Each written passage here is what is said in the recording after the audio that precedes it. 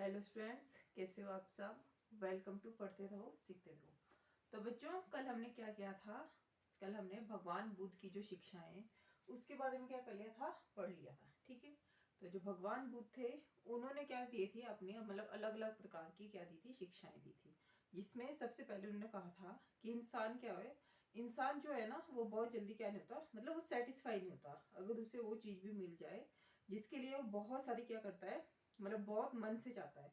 वो भी अगर उसे मिल जाए तो भी क्या नहीं होता, वो सेटिस्फाई नहीं होता। ठीक है। फिर सेकंड नंबर पे हमने देखा था कि और इस नॉट सेटिस्फेक्शन की जो ये दौड़ है इसको हम कैसे कंट्रोल कर सकते हैं। सेल्फ कंट्रोल से इसे किया जा सकता है, कंट्रोल में लिया जा सकता है। ठीक है। फिर उसके बाद इन्होंने ये भी कहा था कि जो कर्मा का सिद्धांत है या जो डू गुड हैव गुड वाली कहावत है वो क्या होती है, वो बिल्कुल सही है। मतलब आप अच्छा करेंगे तो आपके साथ अच्छा होगा, बुरा करेंगे तो आपके साथ क्या होगा, आपके साथ भी बुरा ही होगा। फिर उन्होंने आगे ये भी कहा कि अगर आप सिर्फ इसलिए नहीं मेरी बातों को माने कि बुद्ध ने कहा है, अपनी बुद्धि का इस्तेमाल करें और क्या करें, अपने विवेक से इस चीज को क्या करें, मापें। फिर इसके जो मतलब इन्होंने कहा, जो भगवान बुद्ध ने कहा ना कि भाई अपनी बुद्धि से इस्तेमाल करें, तो फिर इसके विषय में क्या आती है, एक बहुत फेमस स्टोरी भी है। और वो कहानी क्या है, सबसे पहले एक महिला होती है इस कहानी में, और उनका नाम क्या होता है, किसा गोमती होता है, गौतमी होता है, किसा गौतमी। और वो क्या हो जाती है, उनके बेटे की क्या हो जाती है, डेथ हो जाती है। और जब वो डेथ हो जाती है तो उससे क्या हो जाती है, वो बहुत ज्यादा दुखी हो जाती है। फिर वो क्या करती है, अपने बेटे को अपने हाथ में लेके ऐसे जो बाजार है, बाजार में घूमती रहती है या सिटीज में, नगरों में घूमती रहती है और हर एक इंसान को बोलती कि कोई मेरे बेटे को क्या कर दे, जीवित कर दे। फिर उसे एक अच्छा आदमी मिला, मतलब भला इंसान मिला। वो उसे कहाँ लेके चला गया, सीधे भगवान बुद्ध के पास। भगवान बुद्ध के पास जब वो गई, भगवान बुद्ध ने बोला कि भाई बताओ क्या समस्या है। भगवान उन्होंने फिर उस किसा गौतमी ने अपनी बात बताई कि ऐसी सी बात है, मेरा बेटा क्या है, मर गया है और मैं चाहती हूँ कि वो क्या हो जाए, दोबारा जीवित हो जाए। फिर भगवान बुद्ध ने कहा कि अच्छा ठीक है, तुम एक काम करो, जाओ और एक मुट्ठी क्या लेके आओ, मस्टर्ड सीड लेके आ जाओ, मतलब सरसों के बीज लेके आ जाओ। फिर जैसे जाने लगी, भगवान बुद्ध ने उसे एकदम रोक दिया, बोला कि नहीं, ऐसे नहीं, मतलब तुम सरसों के बीज तो लेके आओगी, बट इसके साथ साथ क्या है, कंडीशन भी है। कंडीशन क्या है कि बीज उसी घर से लेके आना है जिस घर में क्या नहीं हो, किसी की डेथ नहीं हो रही हो। फिर वो गई किसा आदमी, उसने एक घर में पूछा, फिर दूसरे में पूछा, तीसरे में पूछा, और हजार, मतलब हर घर में पूछती चली गई, हर हाउस में पूछती चली गई कि क्या आपके घर में भी, मतलब आपको मुझे इस मस्टर्ड की सीड दे सकते हो। तो लोग इस बात के लिए तो आसानी से क्या हो गए, अग्री हो गए कि चलो भी हाँ हम दे देंगे। लेकिन जब उसने पूछा कि क्या मतलब आपके घर में किसी की डेथ तो नहीं हुई है, तो हर एक इंसान ने, हर फैमिली से या हर हाउस से इसमें पता चला कि नहीं भाई, हर फैमिली में किसी ना किसी को तो, किसी ना किसी की तो डेथ हुई है, चाहे फादर की है, मदर की है, भाई बहन है, या फिर कौन है, अंकल आंट है, ग्रैंड पेरेंट्स है, चिल्ड्रन, सबकी डेथ तो हुई है। तो अब इसमें भगवान बुद्ध एक्चुअली बोलना क्या चाहते हैं, सिंपली वो कहना चाहते हैं कि भाई क्या है, डेथ क्या है, यूनिवर्सल ट्रूथ है, इसको झुठलाया नहीं जा सकता। इसको ऐसे नहीं है कि भाई किसी राजा को नहीं होगी और किसी जो भिखारी उसकी डेथ हो जाएगी। डेथ क्या है, यूनिवर्सल ट्रूथ है और ये सबके ऊपर लागू होती है। ऐसा नहीं है कि भाई इंडिया में डेथ हो जाएगी और यूएसए में नहीं होगी, यूएसए में भी क्या होती है, डेथ होती है, सारी जगह परमानेंट है ये।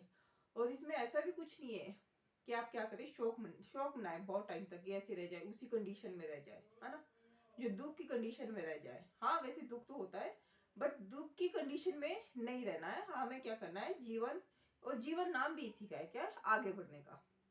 तो भगवान बुद्ध क्या है, इसी के बारे में क्या दे रहे हैं, शिक्षा दे रहे हैं। ठीक है। फिर आगे इसमें हम पढ़ेंगे, इसमें आगे एक और चीज भी है जो क्या करेंगे, हम अभी पढ़ेंगे। जैसे कि क्या है,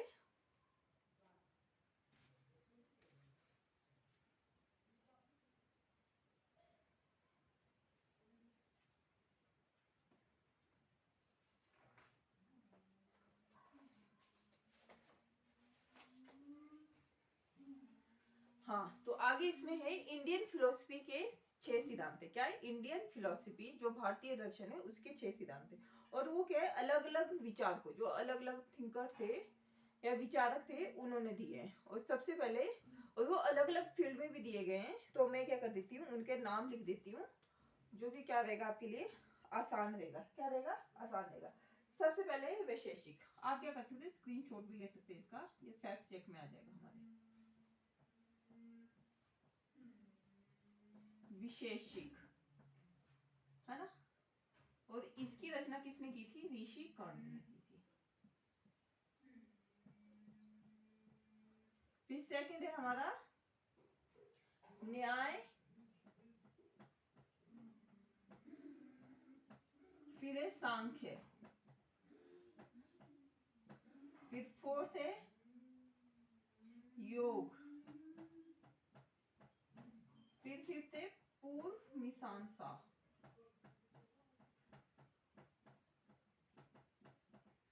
या इसको वेदांत भी कहते हैं, एंड सिक्स्थ इज उत्तर मीमांसा, है ना। फिर क्या है, ये जो है ऋषि कर्ण ने दिए थे, और ये दिए थे गौतम ने, ऋषि गौतम।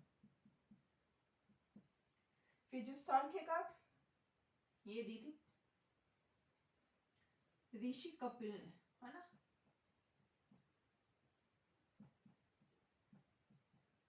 फिर ये दिया था पतंजलि ने, ऋषि पतंजलि ने।